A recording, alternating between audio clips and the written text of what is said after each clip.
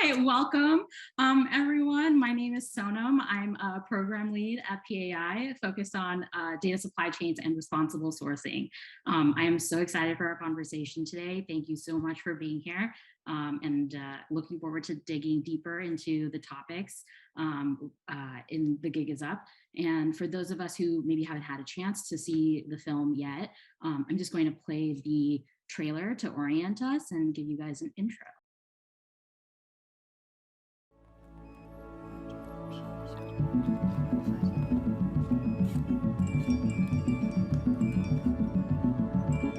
Companies have a vested interest in us not noticing that we're being helped at all by people. I've seen jobs, see this? They're all a penny. Who would do that?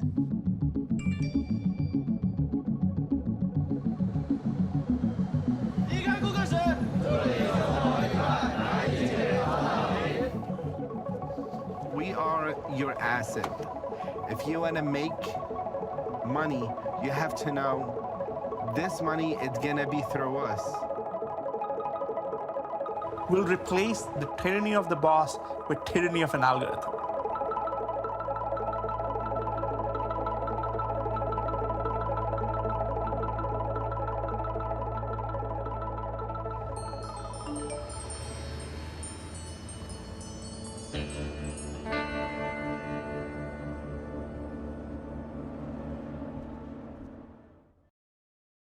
I'm so excited about this film because it shares stories that we don't get to hear often enough, and it puts a human face to some of the work that we're doing here at PAI and so much of the work that so many of you are doing.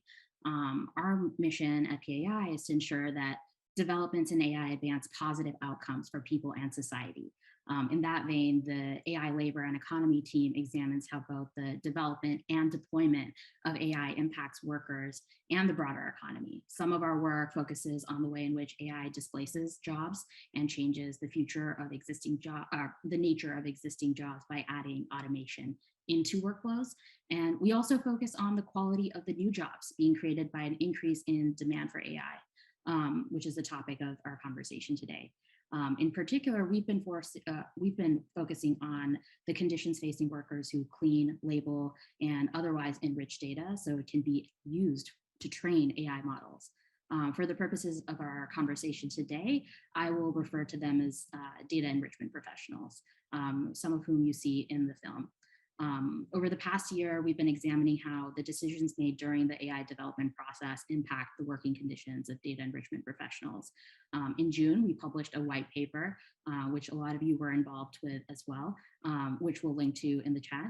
The paper covers how decisions made during the procurement process impact workers and proposes avenues for AI developers to improve those working conditions. Now we're actively working with partners to pilot those recommendations to develop ethical procurement practices and publish case studies that document the process and impact of adopting those practices. So if you're interested, please reach out to me and I would be happy to talk to you more about some of our efforts there. And while the work done by data enrichment professionals is absolutely critical to enabling AI, part of the reason why we're doing this work is that all of these workers and because these workers are often forgotten and hidden, and so are the precarious working conditions that they face. Which is why I was so thrilled to see this documentary. I've been looking forward to it for a really long time.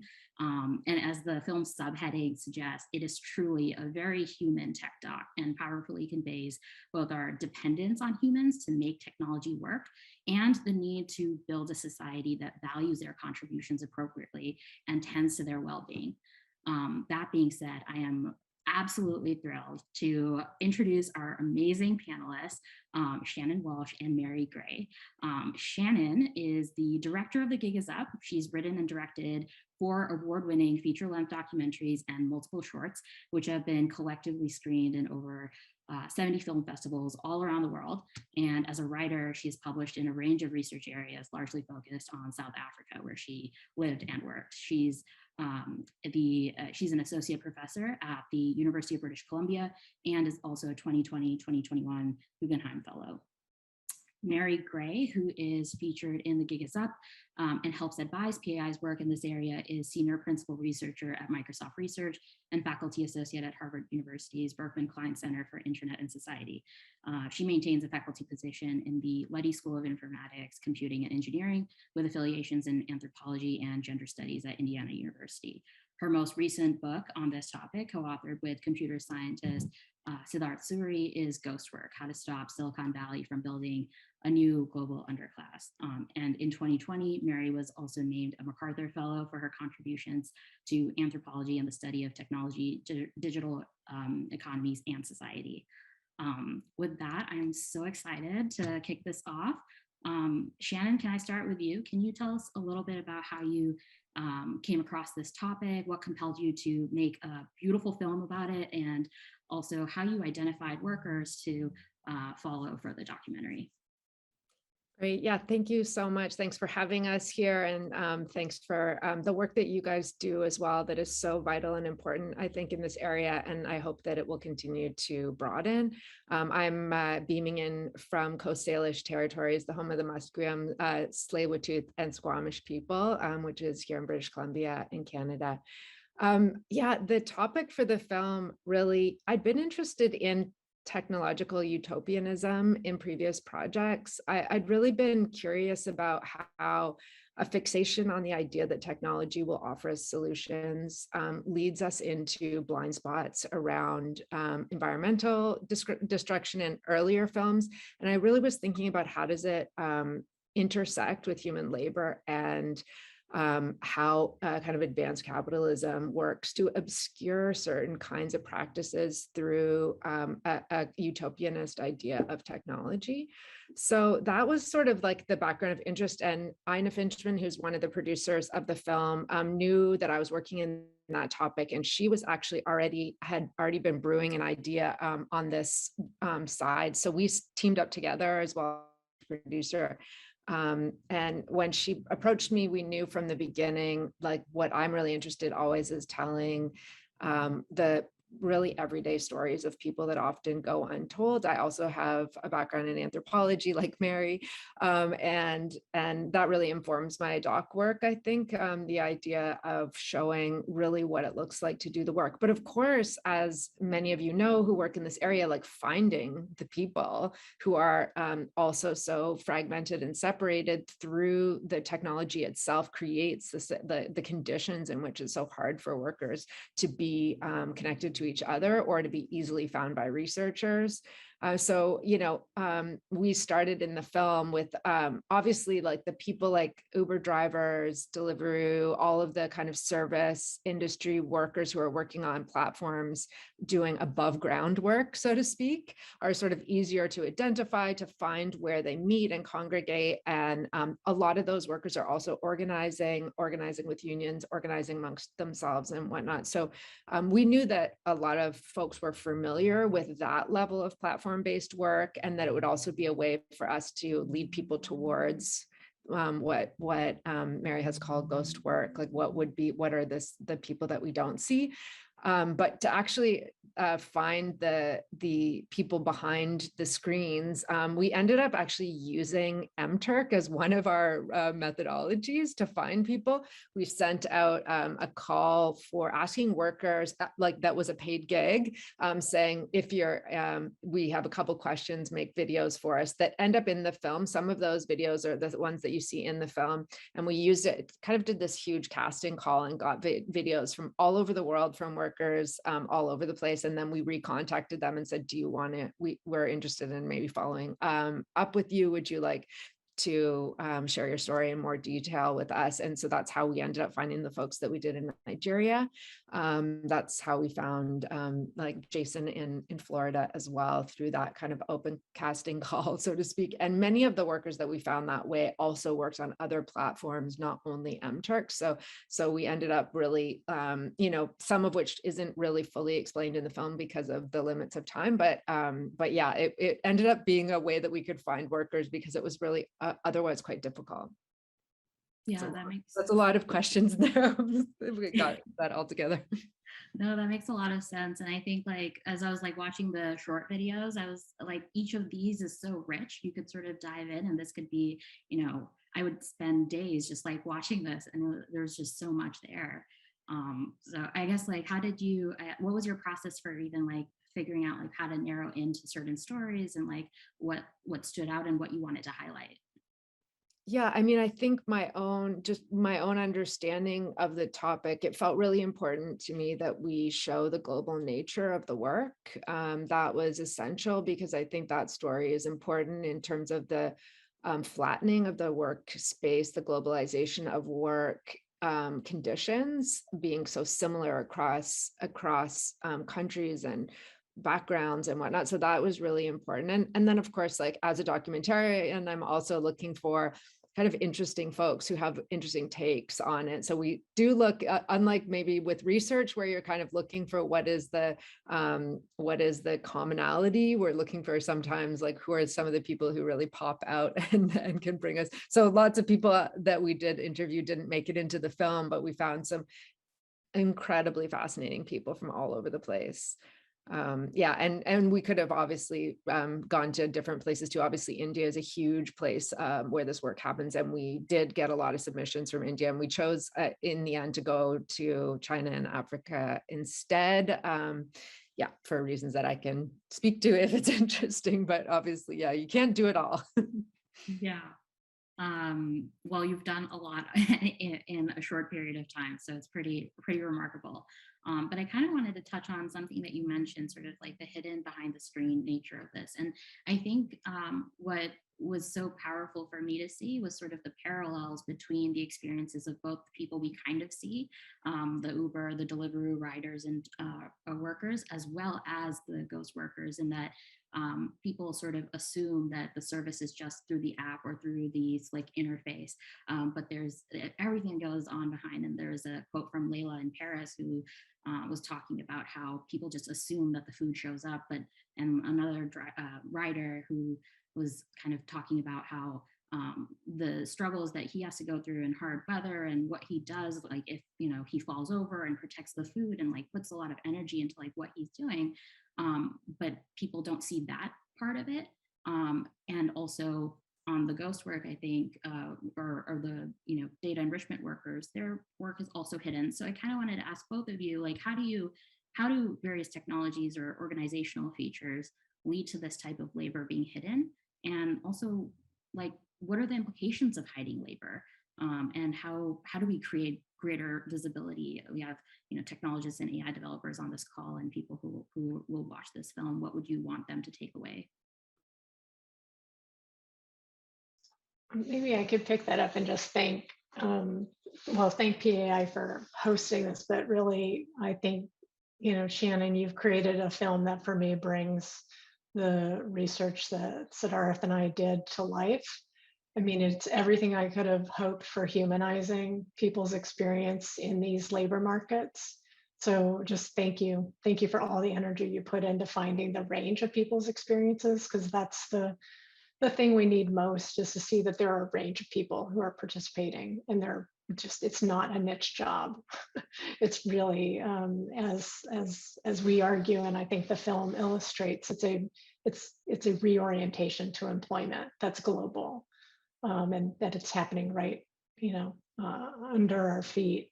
So I was going to pick up the point for me, for the film really showing the connection between someone who's kind of above the line, somebody you can see, who's delivering food, and somebody like a data enrichment professional who might be delivering on information service work, the phrase that we use. In all cases, they're really a part of a continuum of being able to be found, scheduled, managed, shipped, have their work shipped, and to receive a payment through the internet and through some software application programming interfaces. And I think when we make it that simple, the goal would be to see so much of the work that people are doing is obscured. I think hidden is a tough thing because it sounds nefarious and active. And in most cases, the problem is precisely that the orientation to this work is it's a snap judgment. It's something that's happening very quickly in the moment, usually responding to an immediate demand for attention. You know, I need a ride to the airport. I really need this image labeled so I can keep developing my model for diagnostics and medical care or telehealth. Like all of those are cases where it feels immediate, and it's also work that's done often on contract, where it's contingent in nature. There's no sense that we're going to be doing this for the next 40 years with the same company. So it's that formulation and really the collision of the reality of the dismantling of workplaces broadly for the last 40 years and our increasing reliance and lust for the information economy to pay us all. You know, so it's an erasure, it's an obscuring of everybody's energy in this world of work, including, you know, many of us who do things on the side that are not part of our paycheck that feed our economic productivity or what it is we're producing.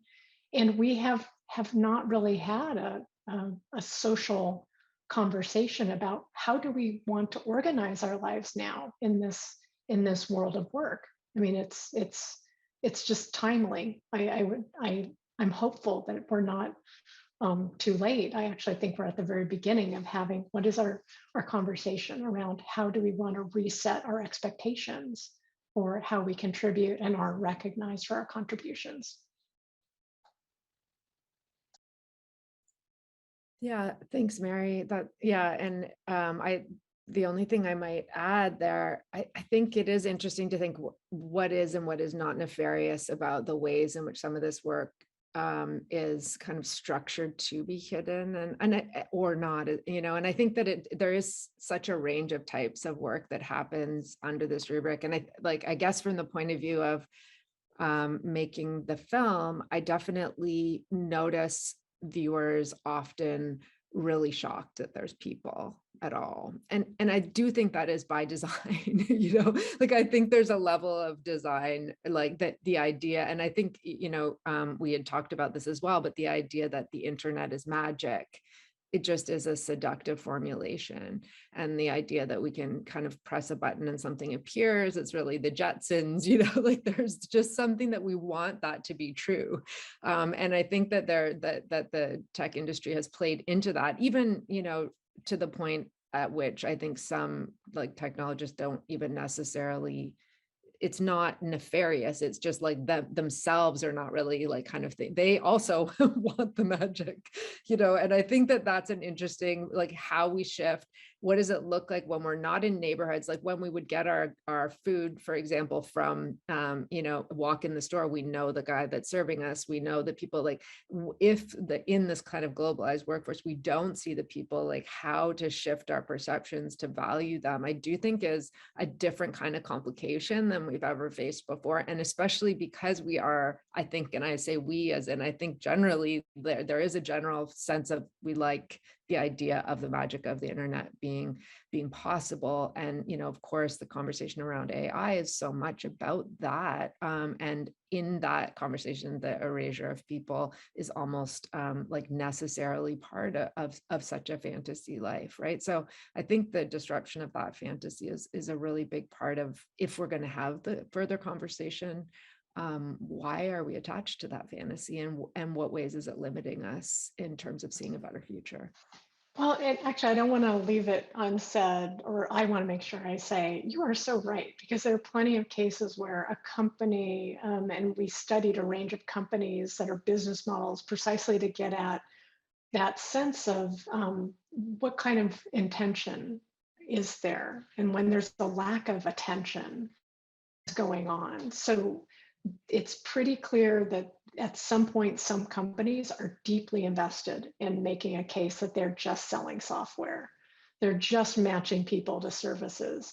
And that's the place where I think it's disingenuous when you know that your business depends on people showing up for what it is you're offering, a consumer base that's demanding that service. So I couldn't agree with you more. I think the thing that I found unsettling and surprising was how much people really do believe that it is about the software.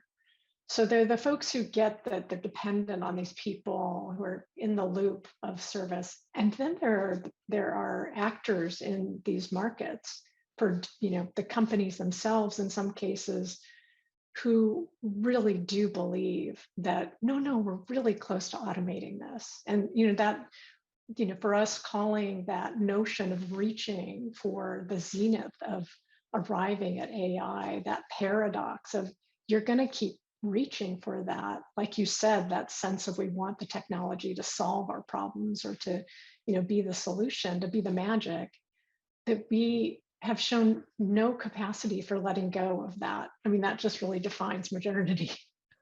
And now we're starting to believe our own, you know, our own story that that's happening. And I think to the point I think that the film brings to the fore, like we're so separated from the company that's producing the capacity for a consumer to buy something and the person who could be delivering it from their living room.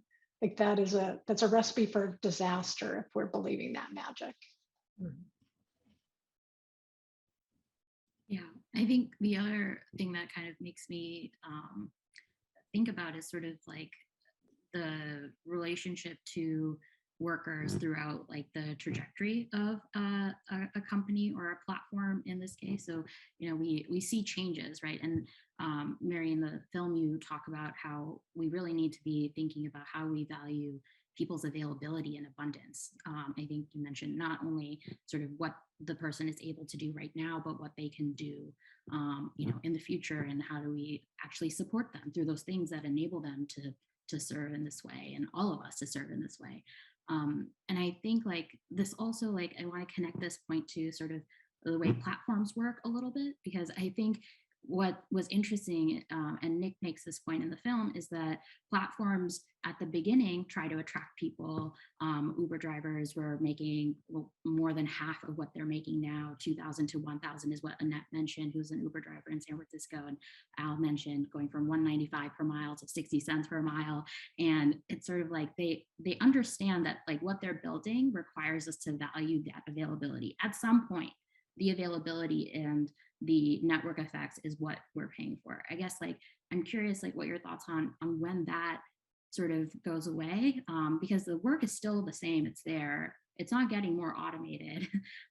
There's more tasks, as you kind of mentioned. So like where is that maybe getting lost, and like how do we kind of how do we actually appropriately value that abundance for a sustained period of time, not just to get people on the platform? Right. And I feel like this is the most challenging question because we, for the most part, have a model of compensation that's pretty individual.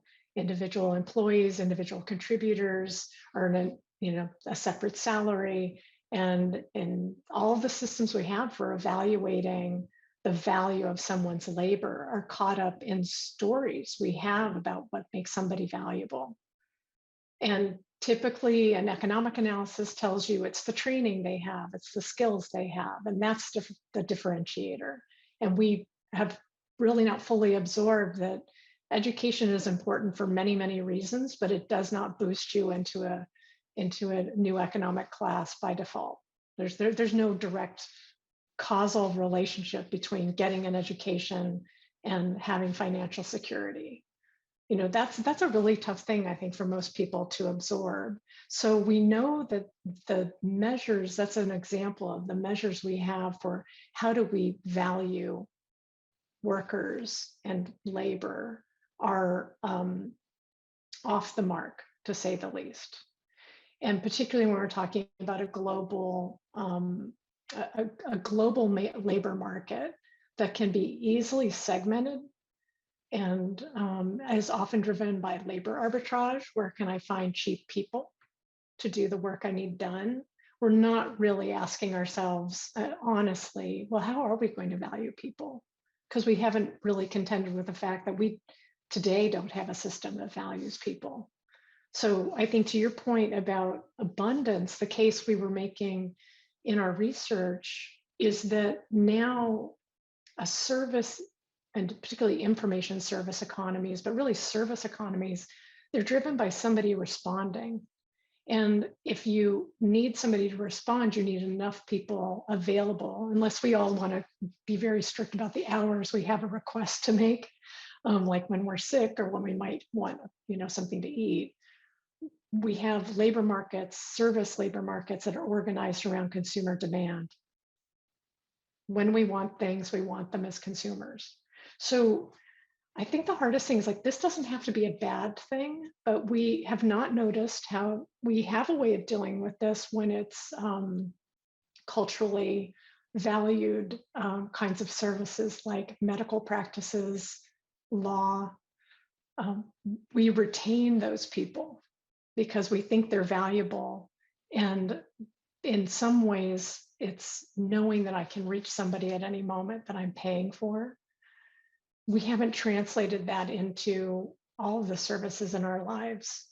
If somebody's available, it's precisely because we as a consumer have had some role in making sure they're available to us, or something worse is happening, which is I'm not paying the appropriate value to make sure people are available to me when I need them.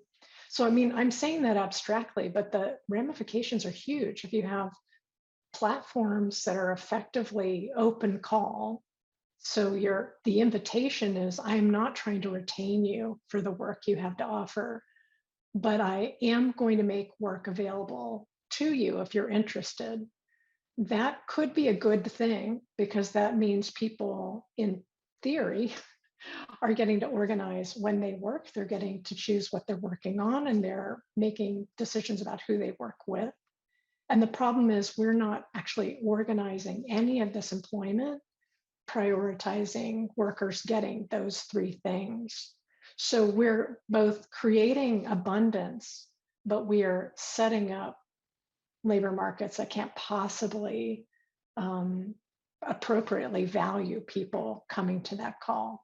And I've made this case before. I don't think we have the economic models for this yet, because we only have economic models around supply and demand that assume that if you have lots of supply, then it's kind of superfluous, it's surplus. And we have yet to orient to service is a really different thing. It's not an automobile, it's not a chair, it's not selling your records. Labor is a very different thing, and it's fundamentally social as well. So I think it's a very basic question, and I don't think there's an easy answer. That's such a exciting. My synopses are firing, Mary. That's really exciting way of framing it. I just wanted to add a little on the network effects point. Like, I think that, this is like kind of the heart of the matter too, and especially with like VC capital and companies not even having to go public, and network effects being literally like the goal, like the holy grail of what you're looking for. So network effects in all ways. I mean, look at what we're looking at with like Facebook right now, or whatever, this kind of becoming like the centralization of network effects into like monopolies basically. And I think with this industry as well, a fixation, because that's been the pathway on network effects as the main driver of growth, has led to all kinds of, I think that's ultimately what the drops in pay are about. It's not people sitting around a boardroom saying, hey, how can we screw the workers? It's like, how do we get people in? And then how do we keep our bottom line up, right? So I think, the framing, it has to be completely turned upside down around what that means. But we're not going to get away from network effects. Like, that is going to be important for tech, obviously. So how can we balance those two things? Or, I think what Mary's suggesting is really interesting as a way to do that. And of course, like a basic income being available, a baseline social contract with people that can allow them to survive through the boom and busts is ultimately going to be essential if like we're going to imagine any kind of future that is going to be livable for people. I mean, there are very few cases where companies, and particularly in delivery and transportation, where the companies didn't start out basically subsidizing the consumer. I mean, they built out markets so that they could dominate markets, and the workers necessary to the fulfillment of the promise of what's being offered. So in that case, all of the subsidy that's underwriting keeping things cheap for the consumer means that you can, at least in some part, keep things moving, some payment going to the other side of that market. It is, you know, and again, in theory, it's supposed to be a two-sided market. So I feel like it's on us to think creatively here. To Shannon's point, we're not going to move away from network effects precisely because the value of what's being offered is that abundance. If you think of a network, what is it? It means at any point I can find and connect with something, someone I might want or need to connect with. And, you know, that is the information economy. So if we think of it that way, the goal would be, how would we tend the existence of this network? How do we keep it persisting? How do we make it sustainable? Because that's the thing that's missing right now. We're waiting for the market to make this sustainable. And there's no evidence that that's at all possible or in anybody's best interest, because we actually do need to be thinking about what's the social contract that we want to have in place. And we've literally not had that conversation yet. We're just starting to have this conversation, I think. So it's the only thing that really keeps me optimistic. It's like, well, we could just talk about what we'd like to see for working people, no matter where they work. Yeah. And I think like in the film, we have those images of the bike graveyards in China. And, you know, it's like it's just to the point of like this supply and demand model, like that is literally network effects run awry, and like people are the bikes. I mean, with what we see with people is that they are like, okay, let me try to work on a different platform. Let me find a way to survive this crushing, treatment of me as an object, really. And I think that, yeah, I mean, to me, that was that stunning kind of recognition of like, we don't see the wreckage that it's having on people in such a visible way as we do when a company fails like that. And it's like, okay, well, here's all of the promise that we made literally in the real world in the trash heap. So yeah, I think it's a really chilling reality but I'm with you, Mary, in that I also feel kind of optimistic about it. One of the things that was incredible about even doing our call-outs for the film was just getting the sense of, at your fingertips, the incredible creative and intellectual capacity around the globe being able to be tapped right now. You know, it's like, you know, so like the folks I met, you know, like the incredible like tech know-how in a place like Nigeria that just was, you know, is not necessarily tapping it. Like Thomason, who's in the film, also does 3D visualizations for architecture firms in the US, for example. You know, like there's just like, you just see there's so much creative potential. So it's valuing people, like what they're actually bringing to the table that feels so lost here, but the actual potential of being able to create the beehive of creative and intellectual power on the planet feels like completely exciting to me. And the promise of being able to control your own time and your ability to, you know, work at a way like no one we spoke to is like, I wish I had a 9-to-5 job, you know, like that is just not where we're going. We're not going back to that. Like nobody is really asking for that. So, and, you know, so this is a change that's coming for all of us, actually, I think every industry at a certain level. And so what does that look like as a person who's worked freelance, but I don't work for an algorithm, you know, as a filmmaker, like that's the difference too. I don't work for a boss that I can't call as a contractor. And I think that people don't realize that mediated difference is really essential here. being rated, being able to be kicked off platforms, that element in between is essential to the difference that's happened here. It's not when people even us using the term gig work like can be deceiving because it's not what a musician was facing, although there's similar precarity, like elements of precarity, but it's definitely a whole next level of vulnerability. Yeah, like the contestability, which you cover, like the accountability of like, if this doesn't work and my account gets wiped out, what do I do? Where do I go? How do I talk to? Is it just an algorithm deciding this?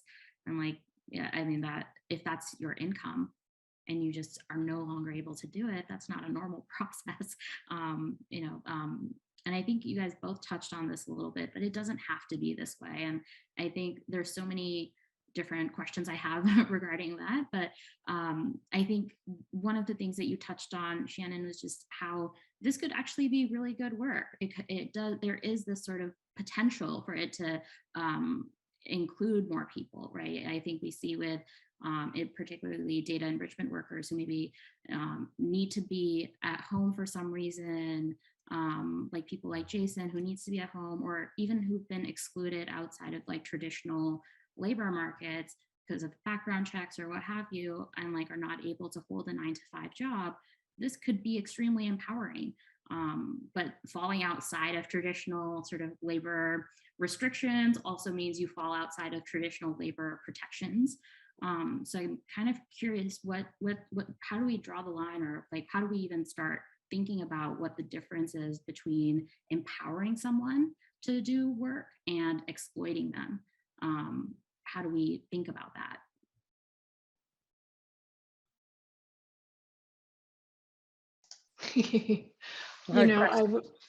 I think both of us, I really want to hear what Shannon has to say. And I feel like the place I want to start is that there's no floor.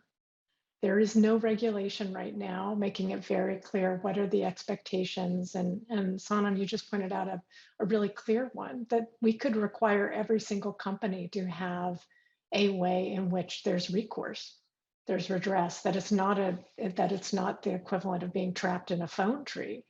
And there's no requirement for recourse for companies where the relationship is on contract. The assumption is, well, you're your own boss, take care of it. So we're not really taking each other to task for being accountable to what is effectively a consumable good. I mean, a lot of this is business to business, but it's almost always in service to a consumer who's interested in the data that's being enriched. So we all have a role that we're playing in denigrating the value of this work. So I believe we all have a role in setting that basic floor, and drawing that line we need a new line. I mean, it's just not clear to me that we've ever drawn a line that fully acknowledges the quite disparate ways in which we treat workers around the world. What we find acceptable in one country and unacceptable in another.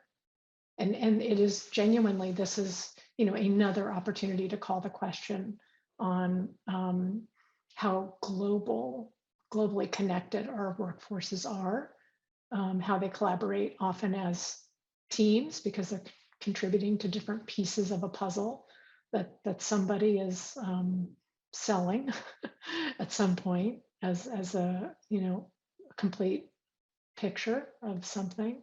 So that's what feels like is before us, is really grappling with something we've kicked down the road.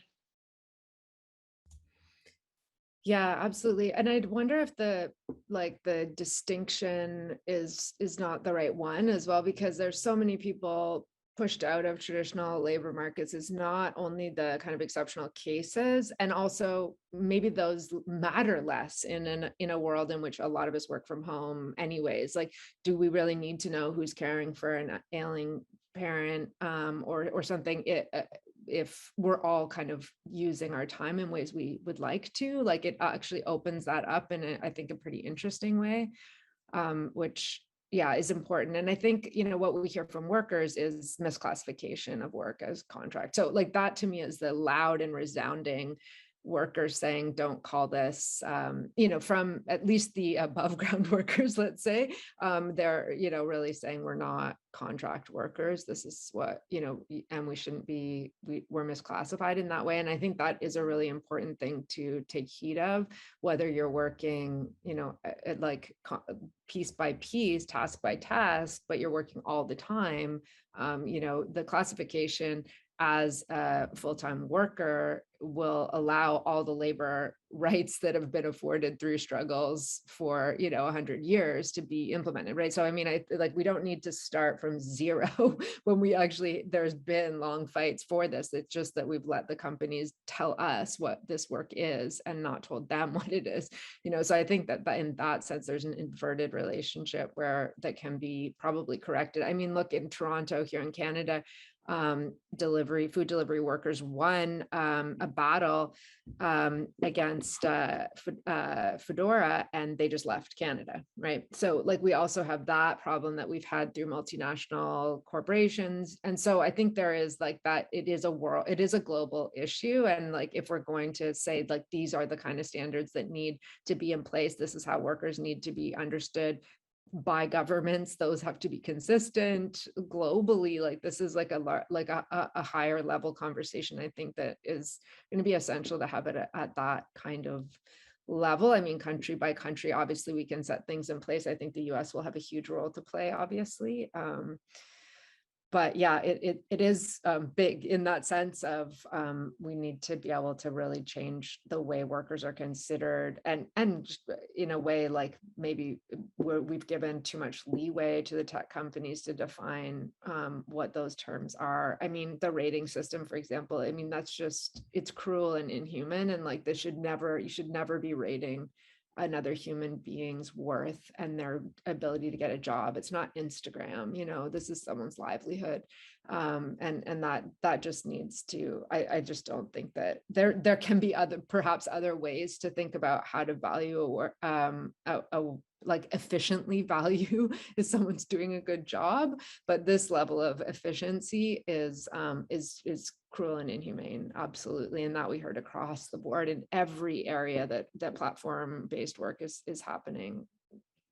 And there's no evidence that it works anymore. I mean, the hardest thing is like any move to incorporate that into into a contemporary system. It was just using what we learned in the earliest days of ratings on and recommendation systems, and it seemed like what a boon. We don't have to do different kinds of quality assurance. It turns out then it's like grade inflation. Eventually, everybody's a 5 or a 4, and so it's meaningless. So it's no longer going to have the utility that people thought it would. And I'm with you, Shannon. It's like we should scrap that. There are other ways that are more effective for doing job evaluation, and popularity contests are not notable as effective ways of understanding who's in need of support to do a better job. I will say my biggest frustration with moving towards classification is that I worry that it means we're going to continue to sort who is worthy of the benefit of full-time employment or any kind of employment status, and then we'll get to everybody else. And there's so many people, and this is one of the things I love about your film, and certainly the goal of studying India and the United States in our research was to say there are plenty of cases where the kind of formal employment that we're fighting for and see as the pinnacle does not exist in most of the world. And so the pragmatist in me desperately wants to say, oh, I want to make an end run here and say, what can we collectively agree? And we can start in a specific nation, but what can we collectively agree every working adult should have as they enter the labor market, and have it have nothing to do with where they work? And usually the question is, well, who would pay for it? I'm like, all of us, because we're all working at some point in our lives. So let's just assume that. And I both get the utility, I mean, the incredible importance of worker classification, employment classification. It just guts me that that's the only way you get security. No, it's true. I think that in a way, and part of why I didn't come down on any kind of solution-based thing in the film is like, I do think that the reality is it's like we have to think completely differently about this type of work. And that's what I so appreciate about the work that you've been doing, Mary, in this area too, is I think we have a limited frame with which to look or examples. We're really in a new area. And yeah, I think that it is more complicated than that for sure as well. And at the or whatever, like in different areas, people have different like ways of thinking how they would have more secure employment. And I do think it is like a kind of, there is some sort of higher level thinking about how do we even change this across the board to capture some of these, I don't think in anyone's mind is the idea that they would be safe otherwise. And I think that right now, like at the most immediate level, if you are looking at getting into an accident where your livelihood will be gone and your family will be in poverty, you just want to be protected, like under the kind of protections for full-time workers that exist now. And, how do we bridge in a quick way from here to there, like does feel fairly daunting, but I also think it is possible. I think there is a lot of money out there in these industries that can create a certain types of cushions to allow. And I think the innovation will blossom when we have if we can create those conditions, like what could emerge from it would be so incredible that I think it's worth it. It's worth it, not just because it protects people and is the right thing to do, but also because it will encourage so much innovation, I think, and just generally improve everyone's lives if we can actually work to our best capacity and feel safe in doing so. Yeah.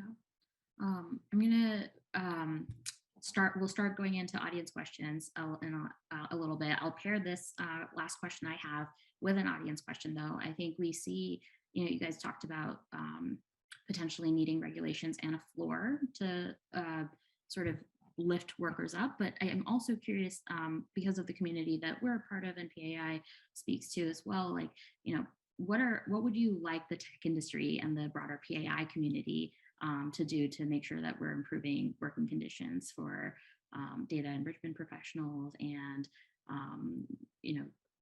I guess also like, we see examples of organizing, which are amazing from Alan and Ned and sort of the driving Uber Lyft space, especially here. And we also see that like there's, we're talking about international, but we actually in the United States have a state by state sort of different battles going on.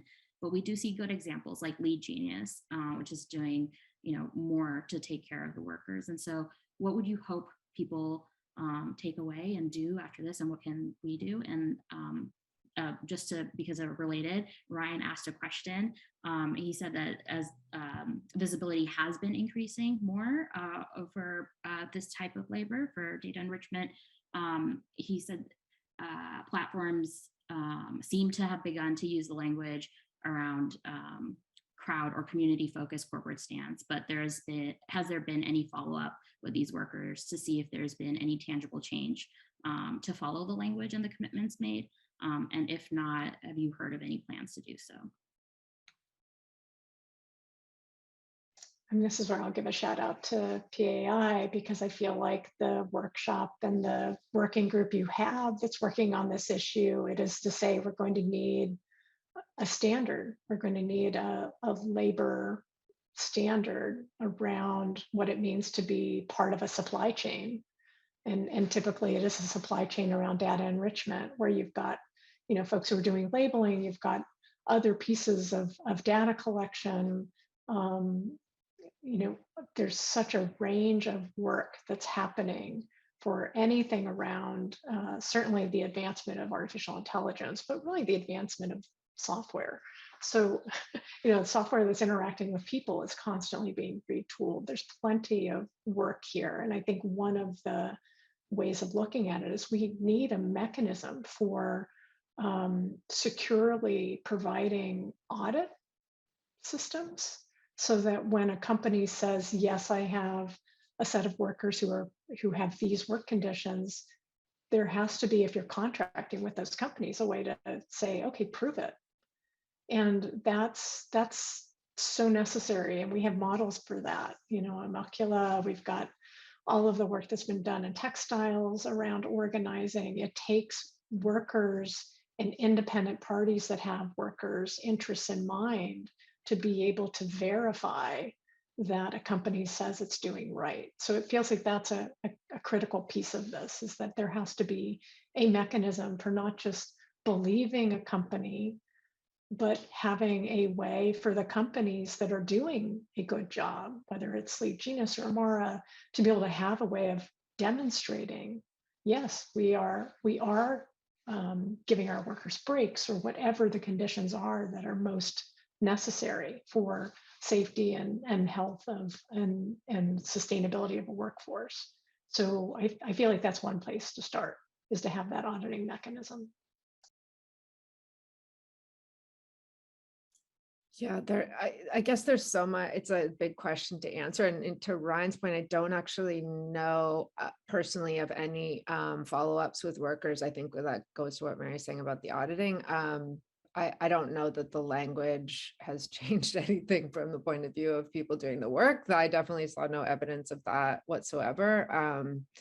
Yeah, I didn't meet really anyone in the journey of making the film that felt that they were truly part of a community, even people who are organizing. And I think that's a really interesting point, like that they didn't feel deeply linked. And given that I did a limited amount, you know, I didn't talk to thousands of people, but I think it's interesting to note that I think that part is really difficult. And the people I did meet who were doing more innovative things within their companies were, you know, often struggling with how to integrate people who wanted to do this type of work full time, like not wanting to even allow it. And I think that is like, you know, sometimes that the solution ends up going in that direction, which I don't know is the right way either, right? Like where it's like, well, we want you to be using this for pizza money. Well, it's like, well, people are like massively underemployed right now. So like, that's not really fair either. But I think in terms of I think the conversations and making visible what's really like what work looks like right now, to me is a huge, you know, we did the, you know, impact for the film, what would we like to happen with it? And it's like, we're so early that I don't think we can say, here, we're going to land on this policy or that, or this needs, and we don't, you know, to another anonymous question there, like you know, boycott the apps or whatever. Like I haven't met workers who want us to not use the services. Like it is there, you know, it's a whack-a-mole anyways. If you ban one, another comes up. Like, you know, I personally don't use Uber, but you know, I also really value the workers that I've met who are like, please use our services and tip us well and talk to us when you meet us and push for changes and rate the app. Like when you download the app, put a rating on this, on the, you know, the iTunes store or whatever, saying that you value workers and you want to see them valuing workers. Like make that a kind of continual practice, as well as pushing at the political level. You know, I think it's not, because it's going to be so ubiquitous. It's not like the 90s Nike, you know, boycott Nike sweatshop labor. Like I think it's the scale is bigger than people can even fathom right now of how much this work is getting done. And so, and because it's so outsourced, it's even hard to trace who even is, you know. In Nigeria, I interviewed, it didn't make it in the film, a young man who was working for a company and was under a non-disclosure agreement, but kind of secretly told us about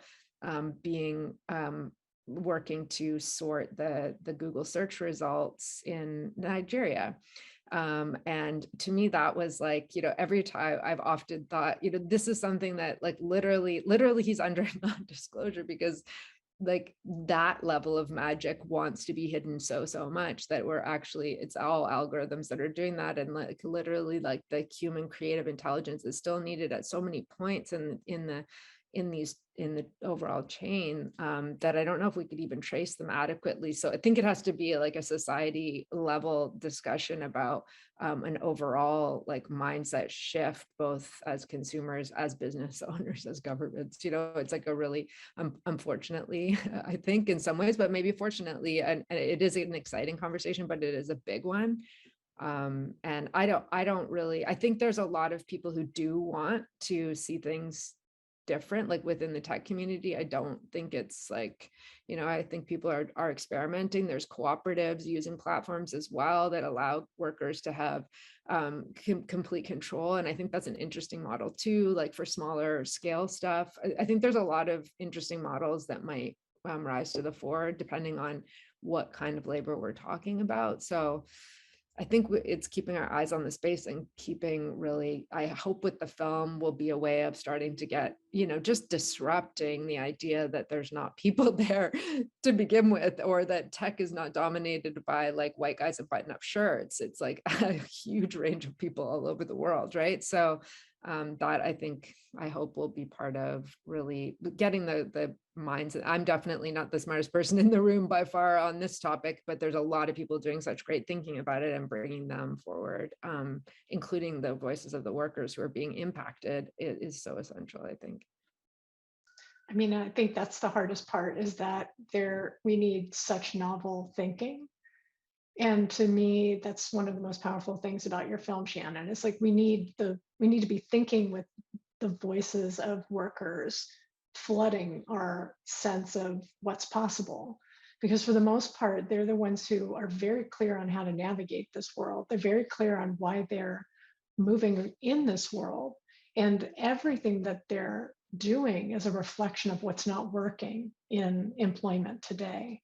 There's nothing about the decisions they're making that isn't a direct reflection of, oh, formal employment, when you can get it, has a schedule attached to it that often I cannot control. And that does not work with my life as a person. So they're showing us, and all the things that no matter what we do, if we prioritize the things they're showing us, that they need to control their schedules. It's not about magic of flexibility. I like to work when I want. It's I have children, or I have parents, or I have other commitments, that people genuinely, understandably want to pursue the things that interest them, and that they feel they have a clear sense of their contribution to the world. Like our lives are more meaningful when we're making those decisions. And for some people, it might be, I don't want to care that much about what I'm doing because I care about something else I'm not paid for.